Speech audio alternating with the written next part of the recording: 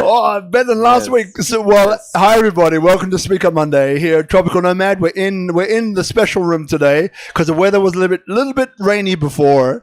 So as you know, 6 p.m. Or 6:30 we go live. So this tonight really is about two old friends catching up. Simon here that we're going to have a chat to about Favourse. So for those of you in the events industry, you'll probably remember Simon.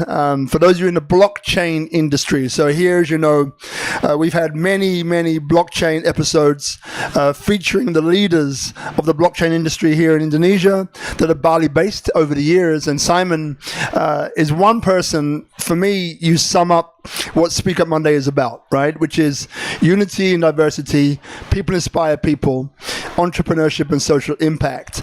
So when it comes to this entrepreneurship, through you, you were the first person to give me and many others the opportunity to meet the president or the former president of Indonesia, President Jokowi. And this was in Trade Expo Indonesia, the first time that blockchain kind of entered that ecosystem of empowering trade in Indonesia and around the world, which again, for me, you'll always be a pioneer. That was one. And then over the years, I've seen you go through some difficult times in business, which we go through, but you've always been that guy who's had resilience and always been able to deliver no matter what, which I think is, again, phenomenal. And this unity and diversity piece, again, you're a person, to me, who sums up what I'm about, which is how do we bring together the best of different cultures, ideologies, understandings to create projects that have a huge impact. And that's in Indonesia, Bhinneka Tunggal Ika, being unity in diversity, the motto of the country.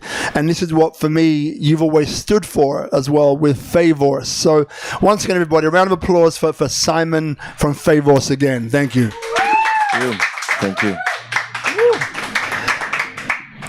Thank you so much for this warm introduction, Rob. Yes. Oh, you're welcome. And look, maybe to put a bit of meat on the bones, as we say, just want a bit about you. So with a background in tech and community-driven projects, Simon is on a mission to revolutionize event planning by putting decision-making into the hands of the audience, right? So decisions in the hands of the audience. So maybe start, as people do want to know, how would you describe Favourse and what is it aiming to do and where is it currently at now? Okay, so as you mentioned at the beginning, previously, we've organized events as an event organizer in Web3, in blockchain, crypto, and have organized conferences with, government and private sector and different projects to bring people together, to bring the projects together.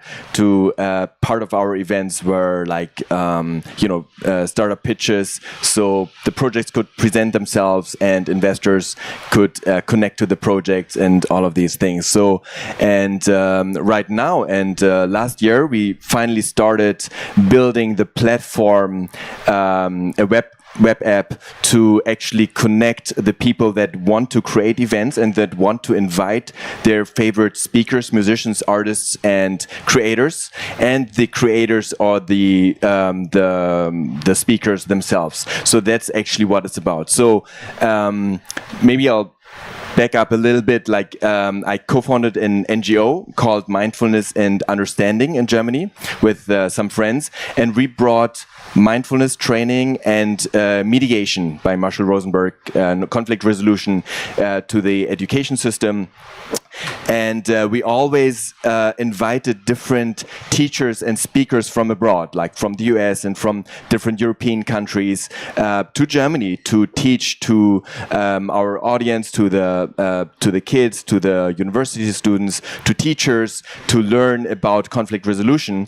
And so there was always like the risk of, maybe not enough people there, right? Not enough participants signing up early on, or maybe not getting enough funding or sponsors. And we also got like, government funding, from the European level or the local level and so on. So there was always like this risk and this uncertainty, and we running the NGO, like organizing all of this and not really having the tools, I came up with the idea of kind of like crowdfunding so there's some mindfulness bell, right? Anyone want some batso? Yes. Outside, turn left, get me one while you're there, please. Yes, very good. So then I came up with this idea of why not make this process that happens anyways of people inviting others, people that really want to invite their idols, their favorite speakers and creators to their hometown. Why not make this transparent? Why not create a platform where you can just share, yes, I want to invite this person, I want to invite this group to my hometown, making it public and finding other people that share the same dream, that also want to invite the same person or the same group to your hometown. So this is really how it all started. So then and then this crowdfunding or broader even crowdsourcing process would give the people like a voice and an opportunity, make it transparent, and also share the responsibility of inviting the people. So instead of like having like one event organizer having all this risk of canceling the event or having costs for an unused venue because not enough people show up early on, to actually share the responsibility. So, and how this works is that I would say I want to invite Robert to Germany to talk about tourism in Indonesia and entrepreneurship and so on, and then I could make this public on our platform and then have other people join in that also want this to happen and actually pre-fund the event, selling early tickets. And Robert could say, the people that actually share this event with others, they receive different perks like you have in usual crowdfunding campaigns, maybe like an interview or consulting session with you, or meet and greet, or book signing with you. I think you wrote a book, right? So Yes. these different things. So we're really incorporating different marketing and community aspects and crowdfunding aspects into the platform. Yeah. All right, so just so we can break it down a little bit further. So, okay, so as you mentioned, so again, I'm in the business, not in Indonesia, but have about 2,500 events over 17, 20 years organized, and 1 million people in person. So I get from product launches to nightclub nights and so on and so on and so on. So what you're saying then is that, okay, the process starts with a wish list, right? So I want to bring X and Y person or people to my hometown, let's say. And then what happens is the mechanism behind it is that, okay, so through the platform, you're able then to discover how many people would like that as well, would like to have that experience. And then obviously they can invite people to the platform as well to share in that experience. And then once that part is done, so the demand is there, then there's a mechanism for approaching the artist directly, basically saying, look, we have a bunch of people, X number, in X city that would love to have you come and talk, play, perform, whatever it is. What would be your deal? What would be your structure, your pricing? What would your rider look like? In other words, what is it that you would like outside of the ticket, the hotel, when you come? What is it you'd like to be surrounded? Creature comforts from home. Okay, so once that process happens, then like crowdsourcing, crowdfunding, so the people involved in that can then put money in, right? And then that money goes into maybe a second or a third party account where it's not touched. If it reaches that number, that limit, that triggers the contract and that event to happen. If it doesn't reach that number, then I guess within a certain period of time, all the monies are returned back to their respective parties, and no one's lost anything. Is that correct? Okay. Thank you so much for summarizing it much better than my bubbling. So thank you so much. So I appreciate that. So next time, actually, you can interview yourself, or I'll send you there. So that's great. So exactly, that's the process. And actually, to be transparent, we're actually experimenting still with the mechanisms. So we thought about it, with our developers and with artists, about what's the best mechanism, and we're still getting feedback and from the artists, from the creators, from the event organizers to really make it the best platform. Yeah. So yeah. Yeah, I mean, I guess one of the things which I appreciate is that, in this world of, let's call it fast-paced, right? I want to do this thing. I want it to be there now or yesterday. I want to make profit and so on. So what you've done over these 4 or 5 years or so is that you've been doing event after event after event after event. You've been promoting the name of Favourse, and this has been your research platform to see, well, what is it from government events down to meetups like this? What is it that people need? What is it the market wants? What types of optimizations do we need to include and basically build into the platform to make sure that it's useful, that it has longevity, that it's, that people are not going to kind of jump on and then jump off. They're going to stay.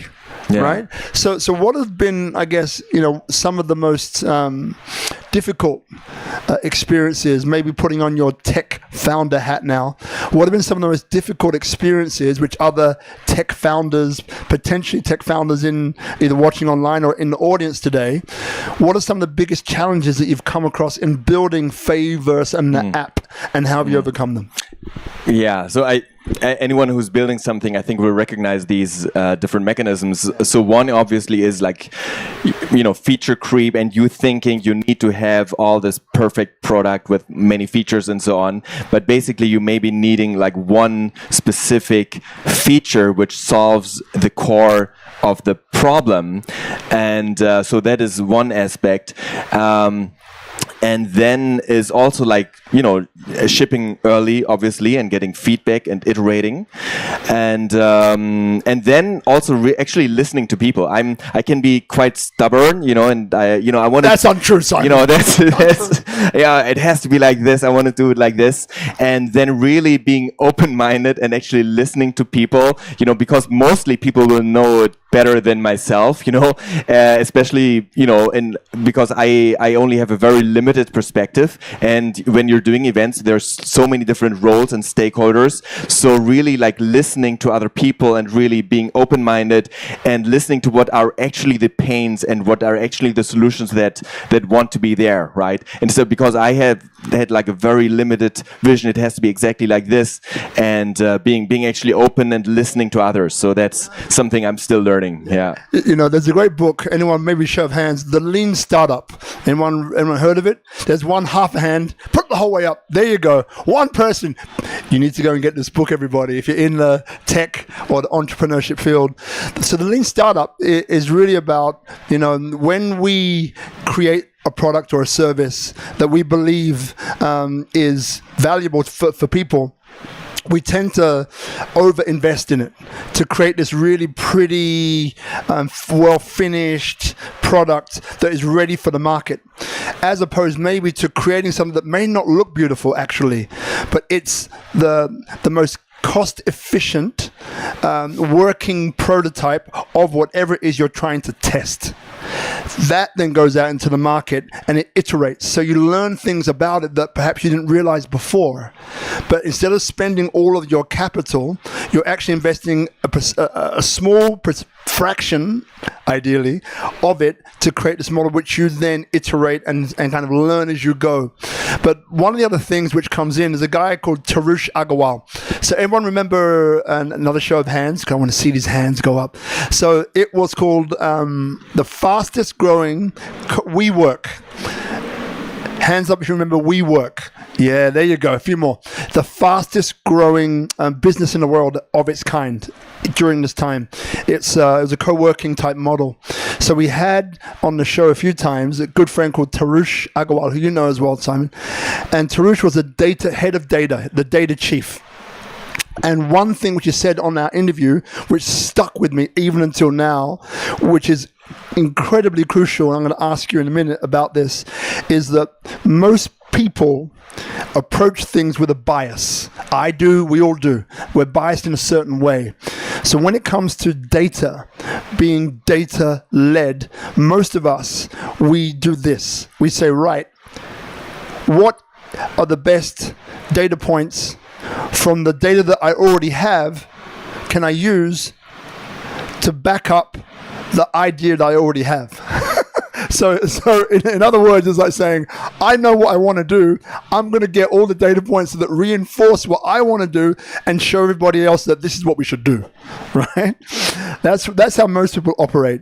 So with Tarush, what he was saying was that don't do it that way. The best way to do it is to step outside of the box first and say, right, so which data points do I need to make the best decision?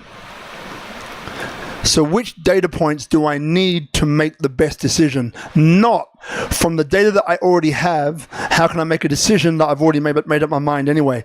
So by doing this one thing slightly differently is the key to becoming a data-led organization, to create this lean startup and to actually have a good chance of succeeding. So Simon, when I ask you then in that case, in your past, maybe not your future, but in your past, if I said to you, were you the person who was, creating the solutions from the data that you already had? Or were you the person saying, well, let's put that aside for now. Let's look forward, get the big picture. Where are we trying to reach?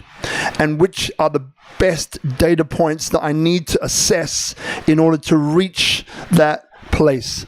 Which one were you out of those two? More the latter, and actually, in my personal case, I don't know if it's a good or a bad thing, mostly going by my inspiration or vision. Okay. And I think, what comes to my mind. So not so much what the data points may show, but what my intuition or feeling is coming up with. And sometimes it's right and sometimes not, but that's more my character style, I guess.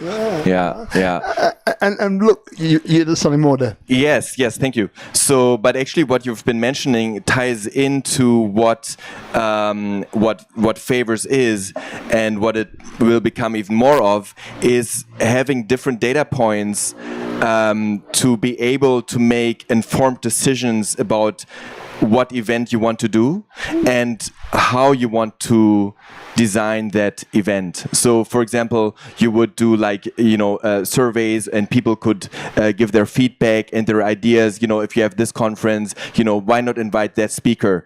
Or if this could be the price point. And this is also where AI comes in and could be quite useful, I think, for analyzing past data, past big data, and also for analyzing social trends, AI social listening, for seeing which past events have been successful and what elements have been successful, and also what is currently trending. So, for example, if you want to invite, Vitalik, founder of Ethereum, to Bali, then this Favourse could show you he's been invited to these places, these were the topics, and the price point for the ticket was this, or maybe it was free, but he just wanted to have at least 500 people there, or whatever it may be, and the sponsors for these events were ABC,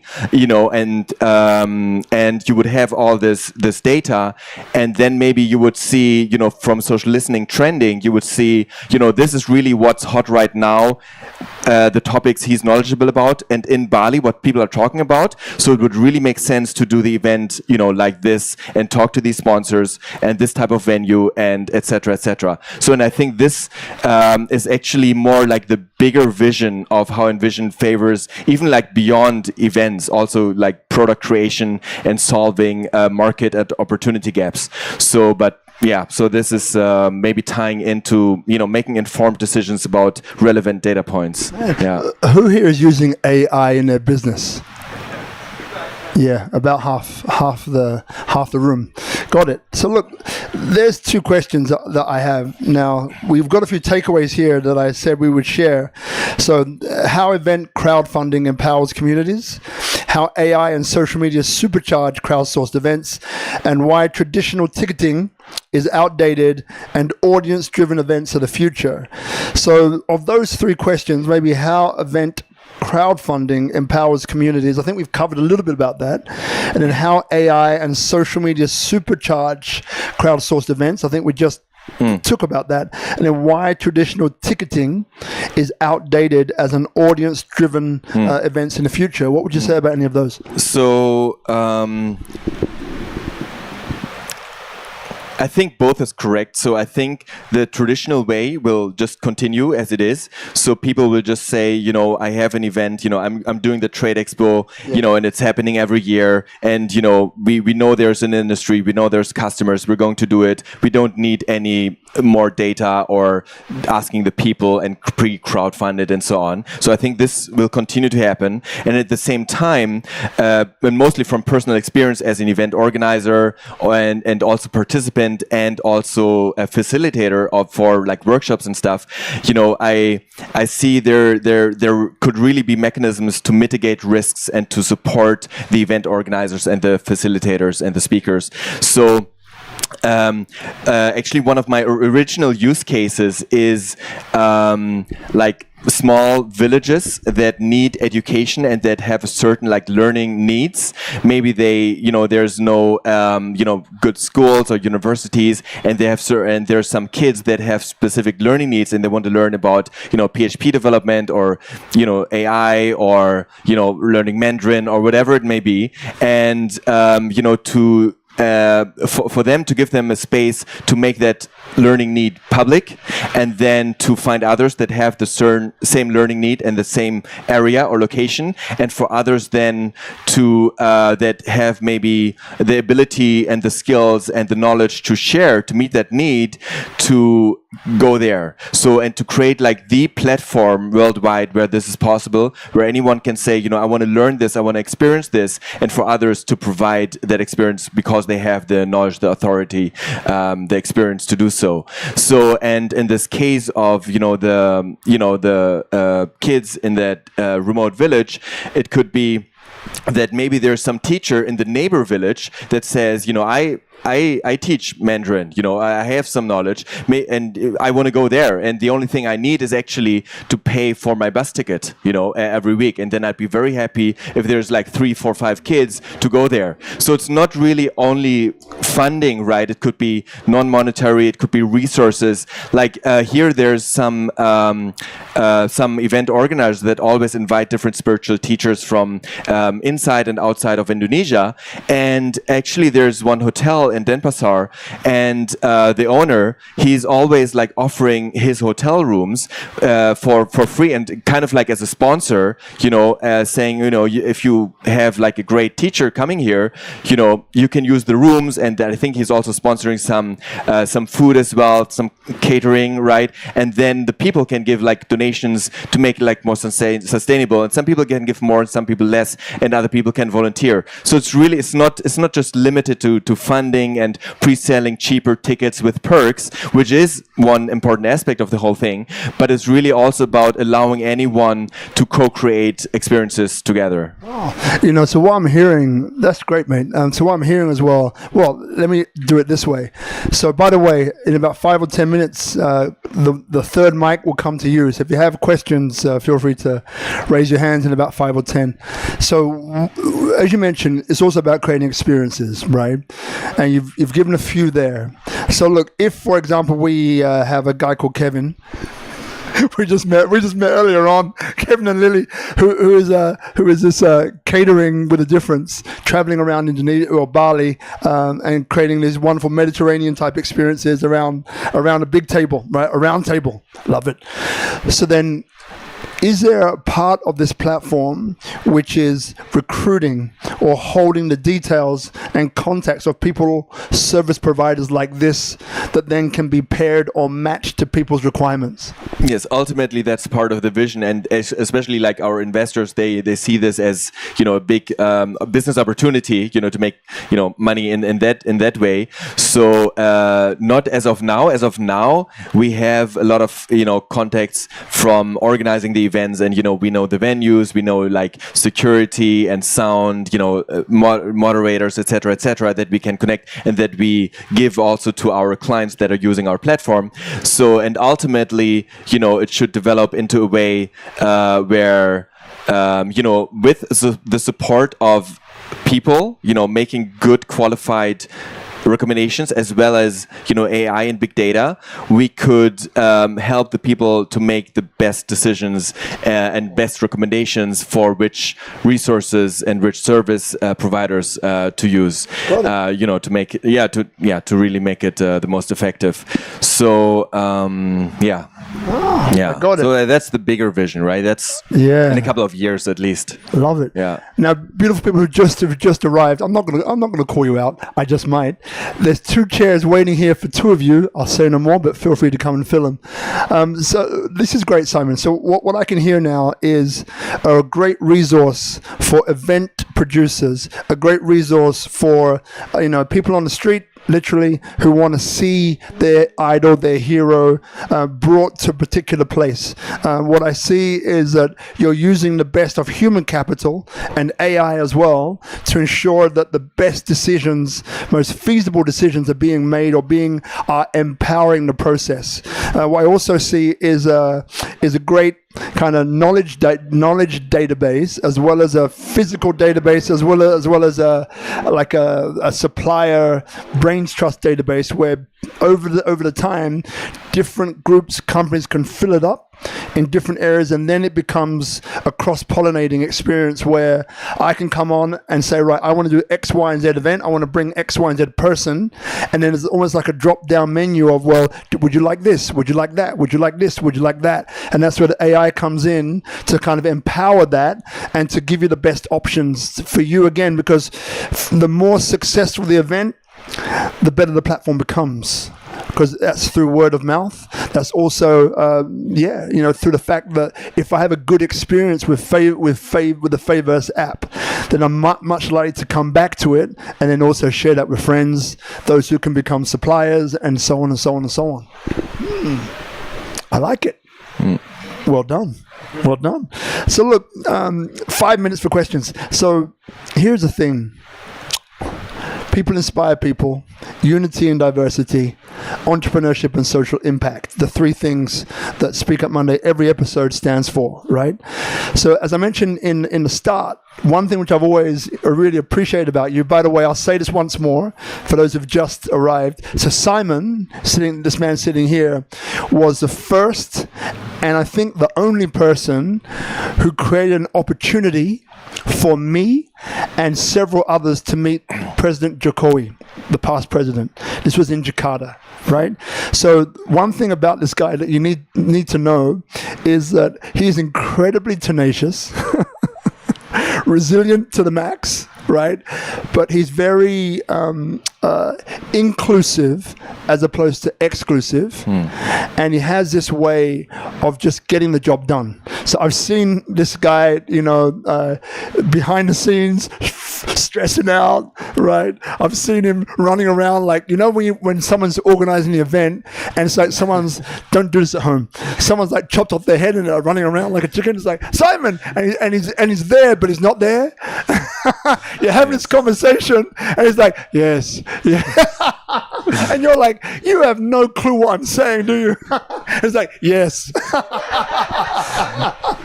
So I've seen him in all these different situations, right? Yet he was the first guy to get it done. The first guy to bring the whole blockchain world into the world of the largest trade expo in Indonesia, and to really facilitate so many opportunities that friends of ours, mutual, have gone through that door and have created projects which are now government-backed, traveling around Indonesia, right? 4 or 5 projects I can name, right? So, rewinding all of that, I want to go back to kind of what makes you you, right? So again, I mentioned about the resiliency and so on and so on and so on.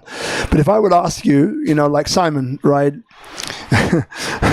What experiences kind of growing up which come to mind that you can talk about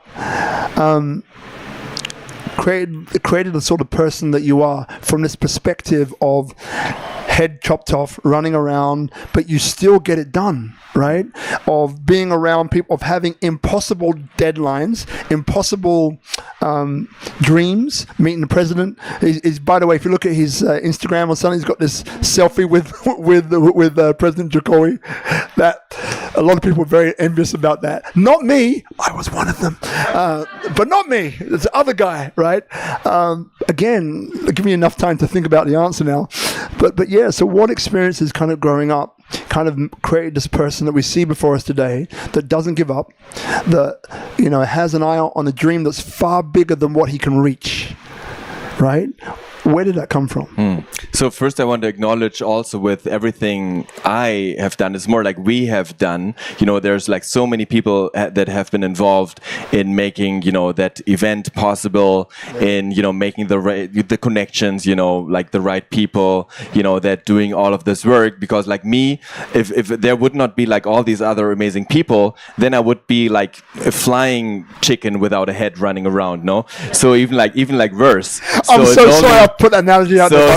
So it's really like a group effort, and this is also part of actually my vision of what I want to accomplish, is to share to give like a platform to share responsibility, so that people actually can make like a group effort and go in the same direction together, right? So this is actually, I want to have that experience less of being stressed around events, you know, and concerned and all of these things, and actually create like a platform to allow people to have like more trust, ease, and community and collaboration. So that's actually part of it. Yeah. And I love the way that you just acknowledge it. You didn't really answer the question. It was a beautiful answer, but it didn't really answer the question. No, but it was a good answer, though. So, okay, let me frame it, right? So, and we won't go into this because we won't go into it. But along the way, there have been people that have taken advantage of your good nature. Okay, we won't go into what happened, but the point is that so. But you came back from that without, from what I could see, ill will that was going to last the rest of your life, right? So you were able to put that aside and keep going, right? So this to me is resiliency. This to me is the ability to be able to compartmentalize something that was hurtful, and it hurts because it's someone that you trust for many, many years and they're doing the wrong thing. And you find out down here, not over here. And so, you know, so this to me leads to the question of where does that come from? Where did you nurture, find, where was that experience burnt, like forged in the fire, right? Where did that come from? When you look back maybe at your past, you know, what experiences come up that you feel gave you that edge of being able to compartmentalize these sorts of situations and keep going, and then also have this incredible dream, which people wouldn't dream these. They're too far away. The president of Indonesia, too far away, but you kept going. So why? How? Yeah. Yeah, good question. So I think one part of it is like stubbornness and stupidity. And like a friend of mine, she said, you know, why do you keep going with all these difficult things? You know, like it feels like you're bleeding, you know, here and sweating, and you still keep going. So I think it's a little bit stubbornness and having a very strong, great vision. And for me, it's like I actually didn't want to do this project. I just wanted to do something totally different. But it was like the obsession, the vision was like so strong. I still maybe some childhood trauma, or I don't know, you know, why I'm so obsessed with this vision to still like keep going. And yeah, I mean, good things happen, bad things, especially, you know, anyone who has their own business knows, you know, there's ups and downs and all these things and all these things. So I think, yes, yeah, believing in yourself and believing in your vision and just continuing and trying to let go. I'm very, very bad at this. You know, like I'm not so good at letting go, but so yeah, trying to let go and then continuing and learning from experiences. Yeah. You know that you know I love threes, right? So this is the last time. Thank you, my brother. I'm gonna one more. So your mum and dad, you know, right? Everyone here knows. They're like, I love you, Simon. Maybe I could become a politician. We're right? almost there. We're so close, so close. All right. So when you think of your mum and dad, yes, right? Kind of what people? What kind of Yes. people are they? So there? yes, Yeah. so I think also from my mom and my like grandmother, we always had this term of like Gottvertrauen, like God, trust in God, like independent if one believes in God or not, or if I believe in God or not, but this term that signifies a trust that is deeper than just normal trust, just like trust in life, trust in the universe, like whatever happens, right? Because shit is, it's okay to, whatever. I don't know. Too late now. What are you going to do? Take it back? Life. Oh, sorry. Yes. Too late. So I'm not really used to that stuff. So really like just like a deep trust, right? Yeah. So and and also like when I was younger and still in school, I had my own like businesses, selling candy, reselling candy, whatever. And, just like trying what I think is fun, and then just doing that, and then learning on the way. And then if things really don't work out, I've had, as everyone, bad experience, good experiences, just like, continuing. And the interesting part, trust. Trust. Yeah. And she doesn't know I'm going to call her out, but our sister Bhavna, co-host for Speak Up Monday, is here, and she brought her parents tonight. Please, round of applause for Bhavna bringing her parents. Yes. So in some ways, I you're Bhavna. And I say Bhavna, because again, she's an amazing person, and again, it's parents. I think that the parents are so. Having two little kids myself, ourselves with Marina, who's an amazing mum. I think these, what we instill in our kids, about again this unity and diversity piece. At the age of 12, I realized that I was a person who could bring different races together, and I had a choice of either to go with racism and fight it, or whether to accept it and find ways to work within it, which is what I end up choosing, right? Which has given some phenomenal experiences outside of that. So without knowing your parents very kind of well, that thought or feeling or principle that they planted within you of have faith in something larger than yourself and keep going, I think is if you haven't picked up the phone and said, hey mom, dad, thank you for this, maybe in the next few days I recommend that you do. Questions. So the third mic is around here somewhere. So Bob, you got a question, or are you just waving at me? You do? What? There you go. Bob will start us off. Yes. Yeah. And also like in the meantime, so that also like both my parents and both my like, paternal and maternal grandparents, they've all been like, kind of like entrepreneurs having their own businesses. So I think that's also, some were more successful, some less, and so on, and I've, so I think that's also maybe one part of it. Thank you. I've known him for a long time, but I've never asked him that question. Thank you for sharing, brother. Appreciate you, man. Sister B. Hi. Okay. So this is very exciting because my parents are here. So this is a really beautiful moment after a couple of years. It's a two-part question. The first part is just from hearing your story and being here, there is this very obvious, I guess, feel for me of very like humility and this very humanized but tech sort of experience that you have. And so with that kind of this beautiful intersection of human and tech that you seem to embody, my question would be, what are you most excited about? And what are you most scared of with the lens that you have? So that's the first part. And my second question is, why Indonesia? Why not China? Why not India? Why not elsewhere in the world?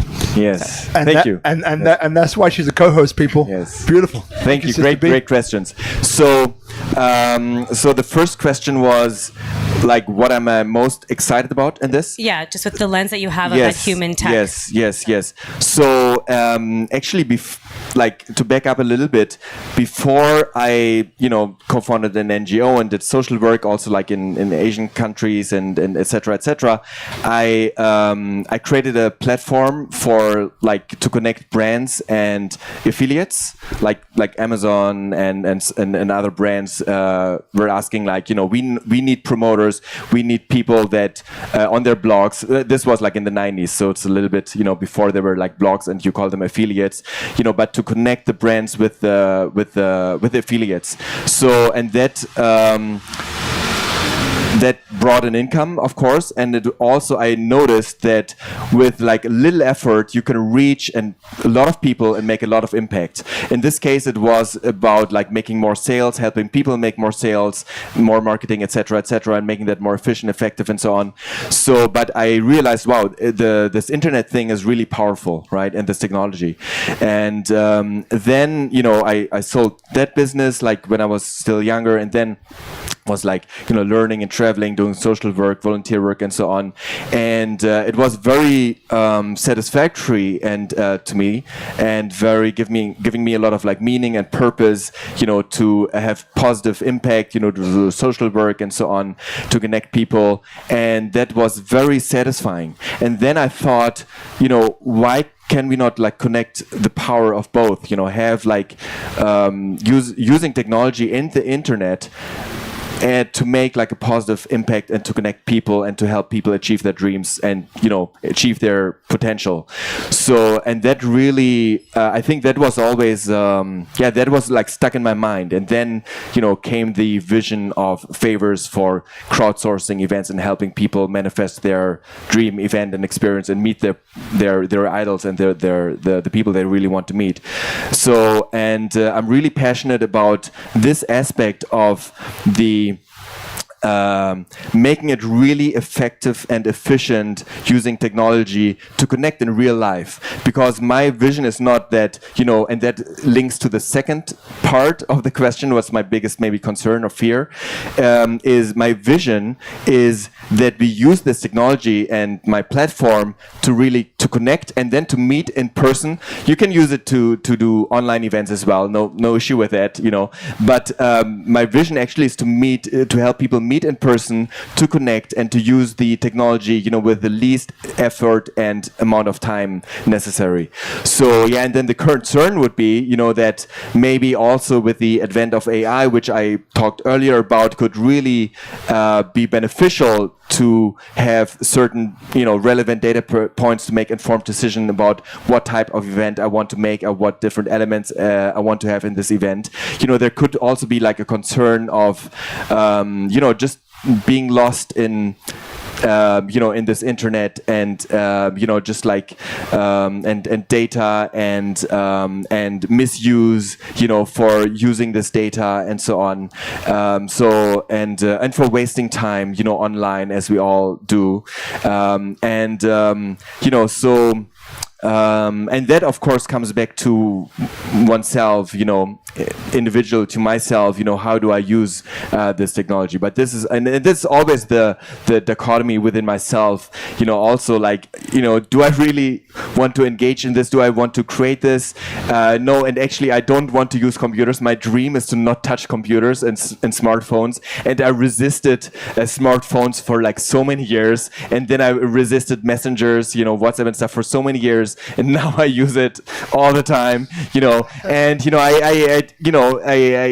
I guess going with the flow and also using the technology and the newer technology coming up right now and the evolution of that for the betterment, right? And for because if we don't use it and if we don't create things that actually have a positive impact and that allow all of us to have a positive impact, then also I think that's a missed potential, and then maybe it could only be on the negative side. So but I don't actually know if it's the right thing or not. Yeah. I know there's a second part to your question of why Indonesia, but before we get there, it's almost, I remember maybe a year ago or so that it was this whole, remember Elon Musk, Sam Altman, there was this whole thing about ChatGPT, and then, back then, maybe a little bit longer than a year, it was a case of, Elon fell out with Sam, apparently, and basically he wasn't happy about the direction that it was taking, and thought that it was becoming quite predatory and these other terms that he may have used. So, and I guess the thing what I'm kind of coming back to where Bhavna is, she did a whole series on AI when it was very popular, when it's just coming up to the mainstream, I guess, some years ago on SpeakuP Monday. But that's the thing, like what keeps people up at night that create these technologies is how people use them. And we've all heard of deep fakes now, and a few friends of mine are in this industry and they've created some things that will blow your mind. They blew my mind.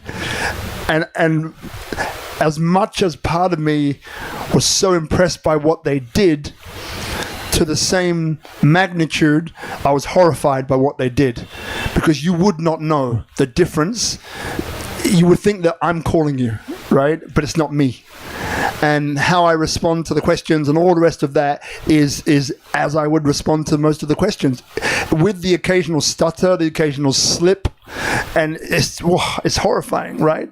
So I think part of that question there is again, going back to, how do you stand with that? Is it that case of, well, I've created something, the intention behind it is good, and I've put in as many fail-safes as I can to kind of mitigate the opportunities of it being used in a way that's not consistent with positive, empowering, and so on, but it may still happen. And should that happen, what do you do? How do you reconcile that? So actually this touches into something I actually didn't want to talk about, but it's actually part of my bigger vision, like longer term, is having part of the platform and using the crowdsourcing and crowd intelligence to bring more up-to-date, accurate information and into it. So, for example, right now, what I see as dangerous or concerning is, we have a lot of information out there, and then people quoting that information and not checking if that information is actually accurate or not, and people thinking it's accurate and claiming it's accurate. But if you go to the secondary or primary source, then maybe you find out, the tertiary source is actually not talking about that at all. So, and I see actually, and either me and other people are going to create this, or someone else, and if there's someone listening to this, reach out, this platform would be humans, and not AI, that give judgment about certain information. So if someone makes a statement or a question, they anyone else can say, this is accurate or not, and needs to provide proof of and the source for that. And then the community, and this is I think what's not happening right now on so many different platforms, that actually the community would need to check, okay, the source is the statement or is actually verifying what the source is saying. So or the source is verifying what the statement is saying. So so this is also part of the whole crowd intelligence where I want to go. And this is one part of it. I could talk about this very long time, and it's only touching about on this. But I think actually I think it will solve a lot, most of our problems, actually, if we have this, and if we have this platform. And I don't know, I think I'm very bad in articulating this idea, maybe but I think I'm going to talk about this more in the coming years. Look, I think what you're saying is it's a fact-checking aspect that crowd can be utilized toward. Yes. Right. Yes. Correct. So yes. I think it's.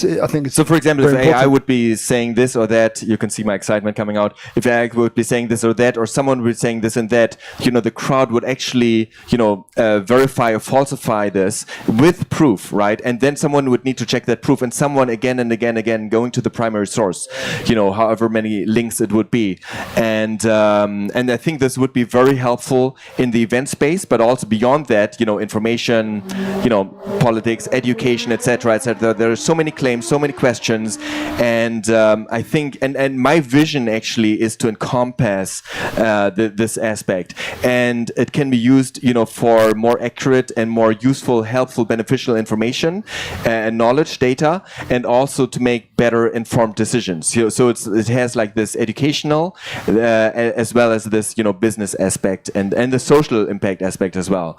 So Now, the second part of the question, but before you answer it, it was about why Indonesia, of all the places you could choose. But what I'm also seeing is that, again, all of us sitting in this room have had a different background, past set of experiences that happened to us.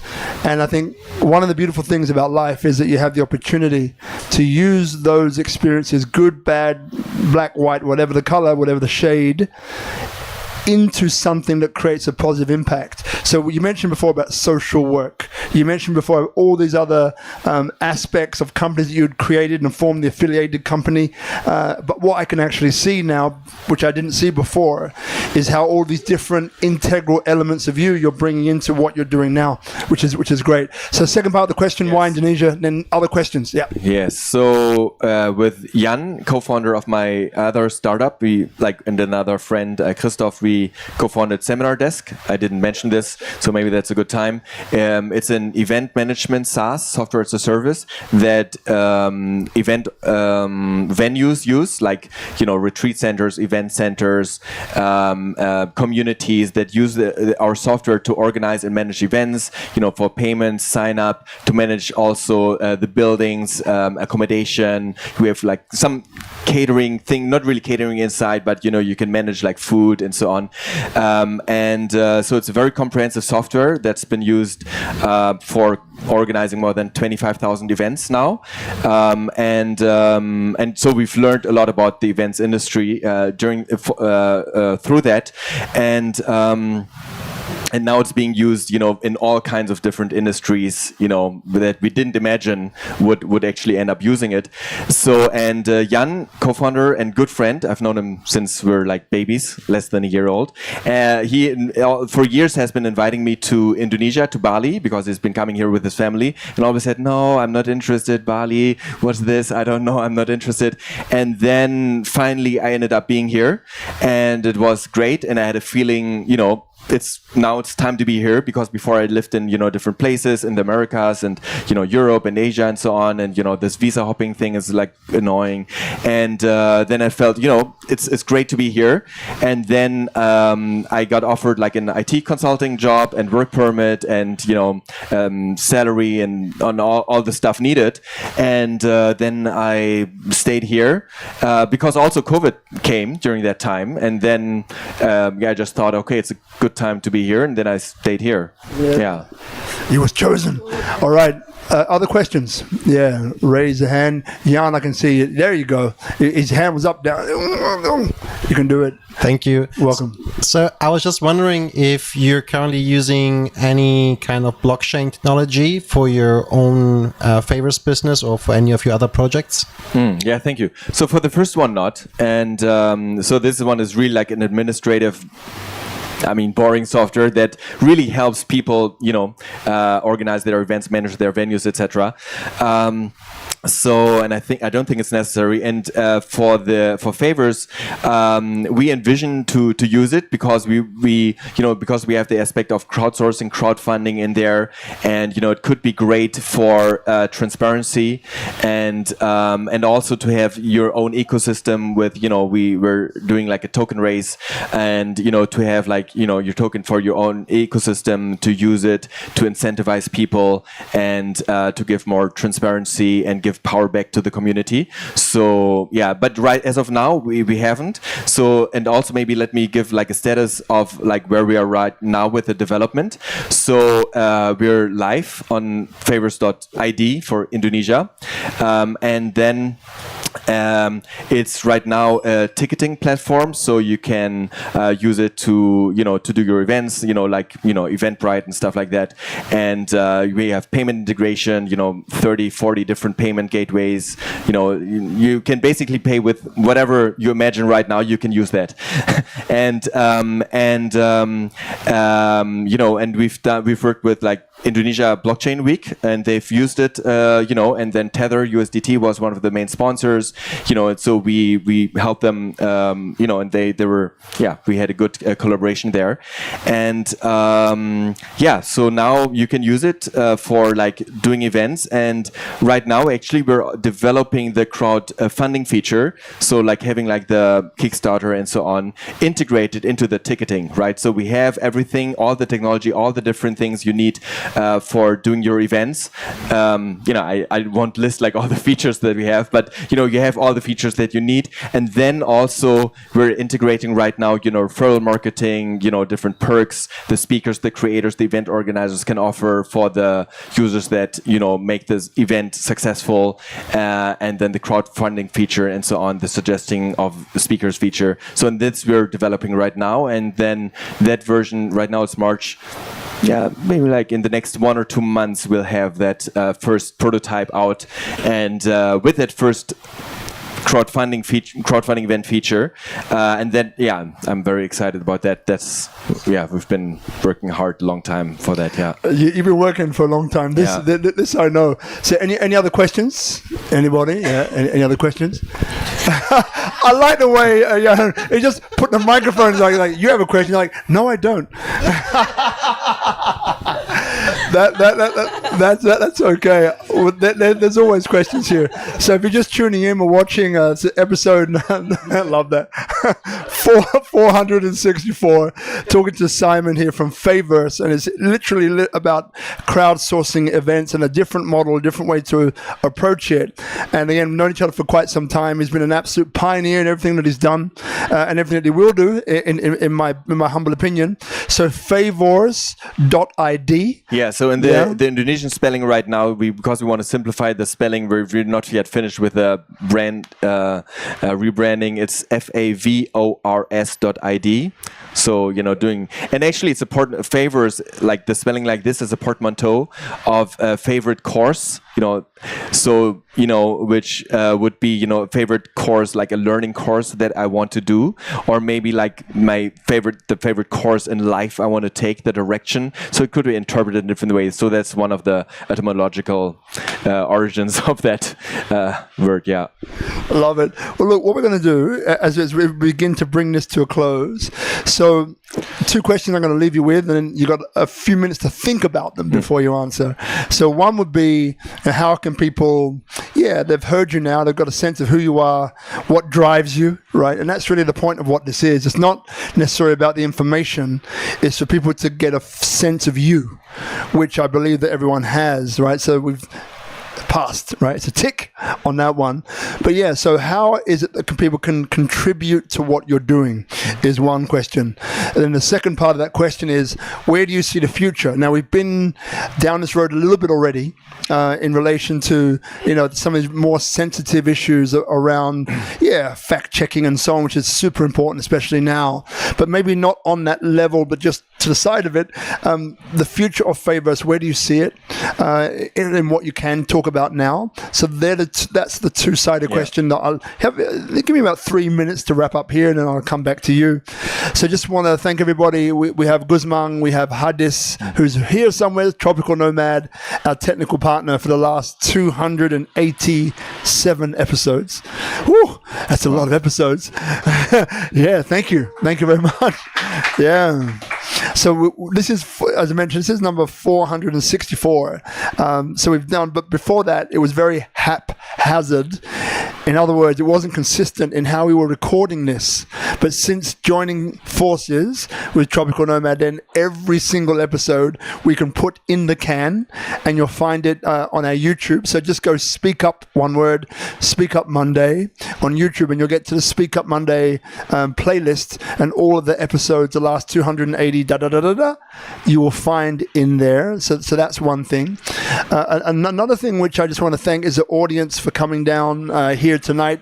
A lot of people watch us online, but there's something special about coming in person, which some of the early comers today we were laughing about, because it perfectly alliterated the point I'm about to make, which is, when you look at this has been the synthesis of thousands of people that have seen this episode somewhere online, offline, someone talking in their ear, they should come. And then it's like a filter. And that filter mechanism mechanism comes right down to the bottom, and these little concentrated drips come out. These concentrated drips are represented by you. That could be 20 people, 120 people, that's the variance. But there's something that you all have in common. And this is the point. So the person that maybe you're sitting next to, that you didn't come with, right, or behind you or in front of you, often holds the key to what comes next. And I mean, I could name 10 people, projects just off the top of my head, where the founders deliberately came and they just recruited their team through the audience. Because they'll be every week. We'd have a little networking quiz in the beginning of what can you contribute, why are you here, these sorts of questions, and they would say, that person. They would have a chat to them afterwards, and then next thing I know, I say, yeah, Rob, we're partners. I'm like, what? Partners? Where's my cut? There was no cut, but it's okay. It's not about that. But the point I'm trying to make is that this is what this is really about when you come in person, because you get to meet people which are aligned to the same frequency as you. So earlier on, we had, I'm looking at them now, I'm smiling. Was it one from Belgium, one from Germany, one from London, and then we had another person who had been who was half Belgium, half German, who lived in London. It was just, anyway, funny times. But marketing, restaurant, mobile catering, we have so many different aspects of the pie that makes up Bali here, of the communities which come together to create something special. Gotong royong is an Indonesian principle, which is the community comes together to solve a challenge faced by the community. And that's what all of these episodes of Speak Up Monday have been about. Outside of unity and diversity, people inspire people, and entrepreneurship and social impact. So I just want to thank everybody who's either watching or will watch, or those who have turned up or will turn up or have turned up in the past, because you're all part of this beautiful process that Bali holds us all very tightly in. And then finally, Brother Simon, I just want to thank you, brother, for saying yes. And even though some of these questions, again, I don't write these questions, they just drop in and I go with it.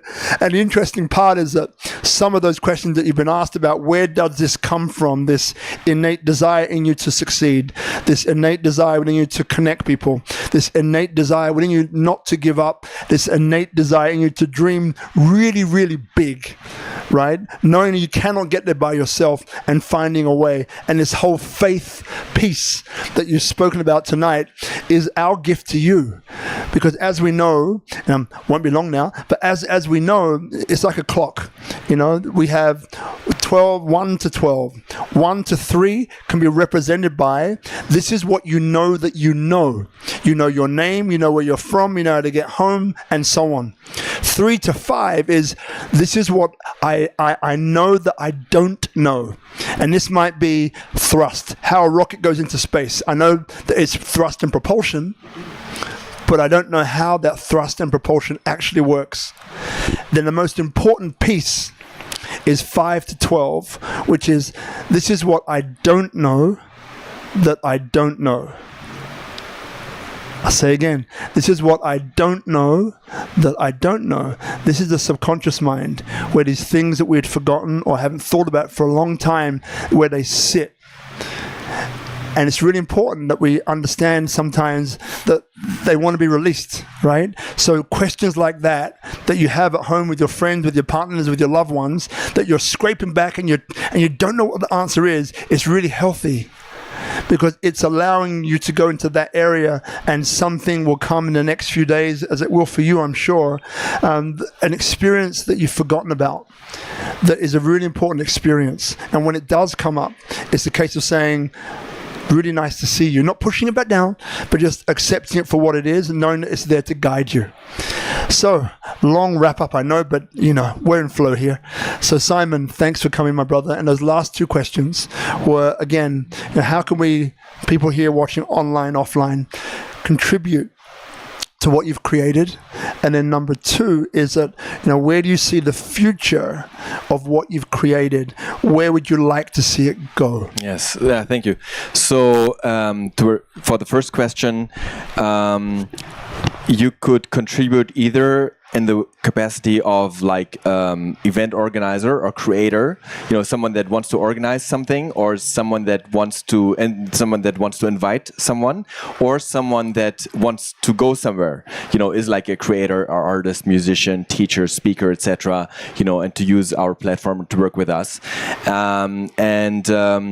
Then or if you want to contribute in this way, also we're soon doing another like fundraising round. So if you want to contribute in this way and be part of it in that way, and then we're always looking for good people to work with, right? Because I can't do it on my own. I can't do like all these things. So we need people that are like right now. Actually, we're looking for people that are good at, like in marketing, in sales, strategies, strategic partnerships. You're good at that, and and of course always like developers. You're always of course looking for developers. So that's I think how you could contribute. And of course if you feel you have some inspiration or some idea or some feedback, please just come to me. Let me know. The future, thank you. So the future is right now really focusing on the first iteration of the fundraising event part, which is like what I'm most excited about, and working with pilot projects, I guess, regarding that. So be it like participants, inviting their idols, be it event organizers, speakers, creators, as I just mentioned. So and then doing that. So it's really the development, then the going from the event ticketing and the event organizing side, which we've done like for years, and there's like so many events and so many tens, hundreds, thousands of participants going through our other software also. So, and now we're going to the crowdfunding part, and then and then the big part is also like the fundraising round. So I'll be traveling in Asia for doing like pitches and stuff, and Mate, you've done very well. Simon Smaluhn, Favourse, put your hands together. Thank you very much. See you next week. Yeah.